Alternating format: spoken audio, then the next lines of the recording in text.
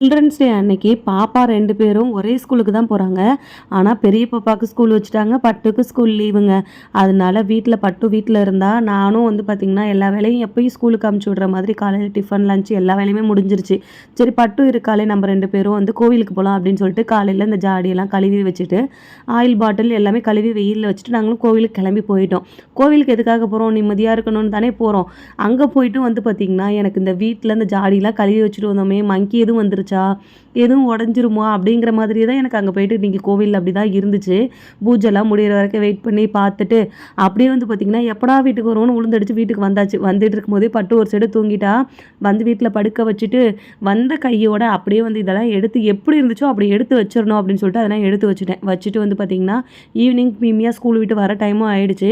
இன்னைக்கு பிள்ளைய விட்டுட்டே இன்னைக்கு கோயிலுக்கு போயிட்டோமா, வந்தோனே ஏதாவது டீ, காஃபிக்கு பதில் எக்ஸ்ட்ரா வேற ஏதாவது செஞ்சு வைப்போமேன்னு சொல்லிட்டு தான் சத்து மாவு கஞ்சி செஞ்சுக்கிட்டு இருக்கேன். இது வீட்ல 2 பாப்பாவுக்குமே ரொம்ப பிடிக்கும். அதனால பார்த்தீங்கன்னா, நெறைய தேங்காய் போட்டு, வெல்லம்லாம் போட்டு இது சாப்பிடும்போது பார்த்தீங்கன்னா, சத்து மாவு கஞ்சினே சொல்ல மாட்டோம். பாயாசம் மாதிரி அந்த அளவுக்கு டேஸ்ட்டா இருக்கும். மிம்மியாவ ஐஸ் வைக்கணும் அப்படின்றதுக்காகவே இன்னைக்கு பாயாசம் செஞ்சிருக்கேங்க.